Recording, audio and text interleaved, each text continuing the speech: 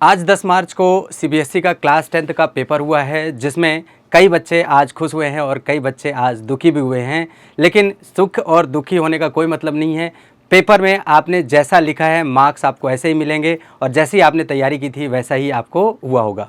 मैं गया था स्कूल के बाहर और बच्चों से, और मेरे पास व्हाट्सएप भी आए थे, कई बच्चों के मैसेज भी आए हुए थे। उन्होंने मुझे बताया कि सेट 1, सेट 2 और सेट 3 का लेवल कैसा था, और मैंने भी पेपर चेक किया और देखा तो मुझे जो समझ में आया उसके बिहाफ पर मैंने कई कंक्लूज़न निकाले कि पेपर का लेवल कैसा था और आपने कैसा किया है। आइए अच्छे से समझते हैं कि पेपर के लेवल कैसे थे।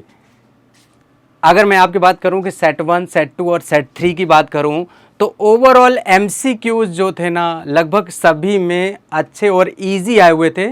कुछ पोर्शन, कुछ सेट में थोड़ा सा ट्रिकी आए हुए थे, अदरवाइज बहुत इजी था।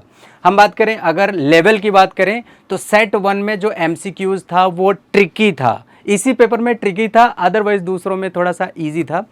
ट्रिकी था बट लेंदी था, मतलब एमसीक्यूज छोटे होने चाहिए बट इसमें भी थोड़े से लेंदी थे। और ओवरऑल पेपर की बात करें तो सेट 1 हो, सेट 2 हो, दोनों का पेपर बहुत ही लेंदी था। अगर हम एमसीक्यूज को हटा दें तो पेपर का लेवल बहुत लेंदी था। हम बात करें सेट 3 की तो सेट 3 का पेपर सेट 1 और सेट 2 के मुकाबले थोड़ा सा डिफिकल्ट था, यानी यूँ कह लो ईजी टू मॉडरेट था। ऐसा नहीं था कि बहुत डिफिकल्ट हुआ था।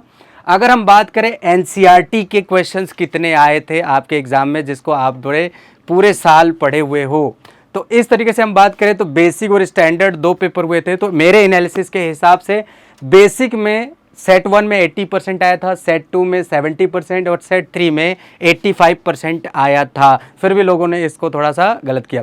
तो बेसिक का पेपर ओवरऑल में बात करूं तो ज़्यादातर एनसीईआरटी से ही क्वेश्चन आए हुए थे।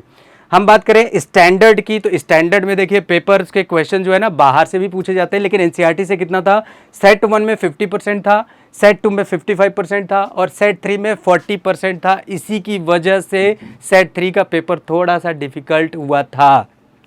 हम बात करें पीवाईक्यूज के, यानी प्रीवियस ईयर्स के जो क्वेश्चन थे वो कितने कितने पूछे गए थे तीनों सेट में, तो सेट 1 में 80% अप्रॉक्स पूछा गया था, सेट 2 में 70% और सेट 3 में 65% था। तो अगर हम पूरे सिनेरियो को देखें तो समझ में ये आता है कि सेट 3 जिनका पेपर था उनके लिए थोड़ा सा डिफ़िकल्ट उन्होंने फेस किया है।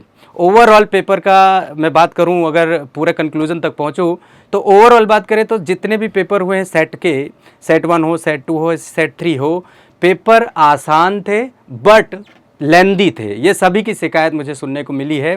तो आप लोग क्या करिएगा, जिसका पेपर ख़राब हुआ है सेट 3 था, वो लोग जाएं स्कूलों में और बताएं उनका कि पेपर सेट 1 और सेट 2 के मुकाबले थोड़ा सा आया था, डिफ़िकल्ट आया था। तो उसी हिसाब से सीबीएसई क्या करेगा, लीनियंटली चेक करेगा सेट 3 को। आई होप सब अच्छा लगा होगा। मिलते हैं नेक्स्ट क्लास में। Thank you.